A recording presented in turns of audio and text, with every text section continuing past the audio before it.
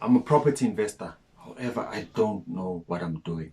I'm about to start and I really need your advice. I'm quite anxious about what do I need to know. Do you have 3 points that I can look into before I get in? Because I'm really dependent on this investment.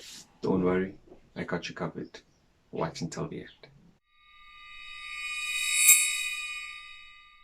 Hope that you did book your seat for Cape Town event. We're quite excited about that. So this week is just based on how to prepare yourself before you even start. So today what we're actually speaking about is that what do you really need to know before you actually invest in a property? I mean, it goes without saying that with everything that you want to do, you want to prepare yourself, right? So now what information do you really need to know before you actually take that home loan or before you take your hard-earned cash and put it in a property investing? We've got 3 points that we'd like to speak about today. And number one is knowing your market. The reason why I'm like saying knowing your market, it's not really complicated that you need to go to the market. You need to understand when the property investing start in this market, right up to what are the analysis or how the market performed last year. We're talking about the basics that will have a hard impact towards your property journey. So when we are talking about that, we're talking about level. What's working in neighborhood X will not necessarily work in neighborhood Y. Why am I saying that? I've seen this, that there are some property investors whereby, let's say you did build about 2 flatlets, or you found 2 flatlets and then you made them to be perfect, in perfect condition, and then you rented them out, let's say at about 3,000. It made sense in that market. Now you want to take the same strategy and take it to another market and then still put your rental income at that amount. So now that's when you need to understand, in this market, are people willing to pay the amount that I wanted to actually put out there? And the only way you can actually know that is having a relationship with experts, as having the skill to actually search in that area what is renting out at that point in time. So now when you're looking at this particular topic in terms of knowing your market, what does actually happen sometimes is that you are used to X market, right? And you don't really know Y market. So now the problem with that is that if I'm actually going to be saying that, you know what, in my particular market, properties around there are selling at around 5 million. And I was only exposed to that property market that's selling properties at around 5 million. And I go to a market that's totally different, whereby those houses are actually selling at 200,000. It's easy for me to actually buy a property at market value, which is the 200,000, because I hadn't actually known that market. Before you go into that market, you need to actually do a thorough analysis in terms of how much do properties around that area sell for. So now if I'm looking at a property that's at 200,000, right? And now I'm looking at the next door neighbor, they are selling at 210,000. It's evident that I can't actually buy that property as a property investor at 200,000 because I would actually be buying it at market value. So you need to know what that market actually has for you. And as Noah said when he started, what is the market going to allow you to do in terms of, are you able to actually put in a lot of people in that one property? Or does anybody just need just one room without a toilet and a bathroom? So know your market before you actually go into it, because it would then be easy for you to actually know what this market actually wants from you as a property investor in terms of the house. I mean, market analysis, you look at it level, it has a direct impact towards your total investment. Why am I saying that? We're used to this market whereby in this market, security is a thing. So now that security is a thing and I'm a property investor, I want to buy state-of-the-art cameras. I want to actually have beams that will detect if somebody is actually breaking in. And then I also want to get a security guard to be at the gate. And now let's just say that did work out for that market. Now, what's going to happen is that if I'm going to another market and I want to invest the same strategy that I did with this market, and then only to find out that it's not a need in that market. So that will actually have a direct impact towards my total investment. And now I know as a property investor that once I start messing with my total investment, that's going to have an impact to my return on investment.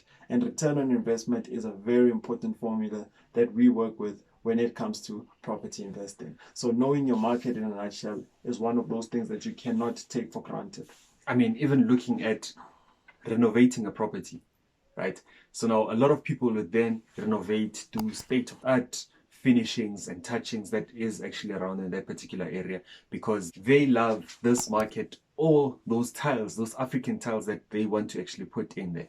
So now if you're looking at a property and you don't want to actually over invest, you need to look at what are other people doing around there. And now how you can actually check that out is that you go on to Property 24 and check out what other finishings are actually going around that area. If the people are actually putting marble floors and putting in these exquisite cupboards, definitely you need to also do that in your property. However, if in that area people aren't really actually doing that, then it's quite evident that you shouldn't actually do that, because there is a possibility that you might actually overinvest in that property to a point whereby people won't be able to actually pay what you have actually invested. Or even underinvest. Because right now we gave a practical example of rental. So let's look at flipping. If I'm underinvesting in an area that I know that it's that posh area that has nice finishing edges, and then let's just say I just put in mediocre or even below mediocre. I just put in below mediocre finishes. So now what that is going to do is that my property will be competing with these type of properties. And if these type of properties are the ones that are selling, I'm already at the back foot. So over investing and also under investing is something that you don't want to find yourself in. It's very important to find yourself right in the midpoint. And I mean, if you want us to help you out in terms of market analysis, or if you want us to be your coaches, hit the link below on Calendly. Let us have a meeting and see how can we help you to strike that fine balance. So the second point that we actually wanted to talk about is budget. I can't emphasize this so much. So with us, it was easy for us to run the numbers, check that, okay, how much do we need to spend for transfers? How much do we need to spend for renovations? However, when it came to us actually taking out the money and giving it to this particular property, it was then a problem, because now I was not really thinking that it was that much, right? When you're running the numbers on Excel and you're trying to put in the numbers there, 90,000, I'll need 90,000 for my transfers. I'll need 250,000 for my renovations. When it comes to you actually taking out that money, you need to be actually cognizant in terms of, do I have that money, or am I actually able to raise that money? Because now if I'm going to need 200,000 for the renovations, and now I don't really have that 200,000, it then becomes a problem, because how will I be able to flip this particular property? Because I mean, look at it in that way. If I don't get my budget right, this can actually mess up the whole process of my property investing journey. Let me give you a reason why. I bought a property which is distressed on credit, and let's just say that the bank did give me the 100%. So the only money that I had was my transfer. I did pay the transfers. Now I've got a distressed property and I don't have anybody renting at that point in time because it's distressed. So now what's going to happen is that every month I've got money that I need to pay back to the bank. So the question will be, can I pay that amount to the bank without failing? Because I'm still stranded, because I've got a property that nobody wants to live in. And then at the same time, I've got all these expenses that I need to pay.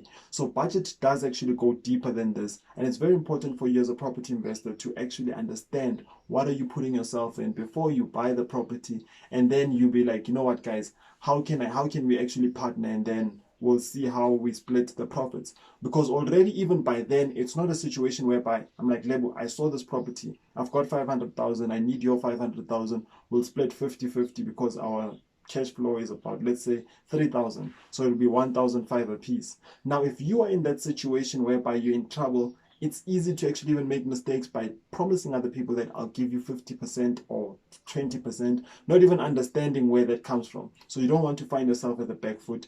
Best make sure that you thoroughly understand your budget and what the property will need. So the last thing that we would actually be talking about today is that you need to work with experts. What does this mean? Let's take a simple scenario of an estate agent. You are currently flipping a property in Johannesburg West, and you have an estate agent friend that deals with Johannesburg South, and to be specific, Glenvista. This is your friend, and you had actually promised them that you would actually be selling that property in Johannesburg West. If you are going to be using that same estate agent in that area, it's going to be a problem because they do not really know that market. So with estate agents, you need to make sure that you are dealing with the best estate agent in that area. So if the best estate agent is with X estate agents, you need to be working with X estate agents because you want to sell the property as soon as possible. You want to get the best advice in terms of how to position your property. You want to get the best advice in terms of how much should you actually be selling this property, because it might happen that the valuation says that the property is worth 1.5 million. However, the estate agent knows that no properties have actually sold at 1.5 million. So you would actually be safer if you were positioning yourself at 1.1 million or 1 million. I mean, let's look at it from even viewing. We don't even want to take it far. Viewing. So let's say it's an hour drive. So what usually happens with these estate agents, that's when you'll see that the estate, let's say my friend estate agent who's far away from the property itself, they will actually be hesitant to take clients. Let's just say they have 5 viewings in that day and it's all different times. What's going to happen is that they're going to squash everybody together and say, let's go view the property. And then the clients that are potential buyers will not be free at that point in time in terms of, you know what, wow, I had time, I got to connect with the estate agent and I got to take my time viewing this property, so I am going to buy. So you're actually putting yourself at the back end. Another example is your management company. Look at it as a management company. Let's say my friend lives in KZN. And then now I know that I wanted to give him business and my property is in Cape Town. So what's going to happen is that I'll be messing with the wrong person. And I don't even want to take it to my friend. Let's just say I didn't even pre-qualify the management company. I don't even understand their track record of how good are they dealing with tenants. So already whatever mess they have becomes my mess. And as a property investor, you do not want to get yourself in that mess. So it's best that you work with experts that are familiar and have a good track record in that area. So make sure that you're actually interviewing every expert that you will be working with. So what we normally do is that we work with 3 experts in that particular field. So now say for instance, we're looking at a conveyancer. We'd have 3 conveyancers. After having 3 conveyancers, we'd actually have a chat with them and see who do we want to actually work with. Hope that you guys did find this very informative. Hope that you guys did subscribe.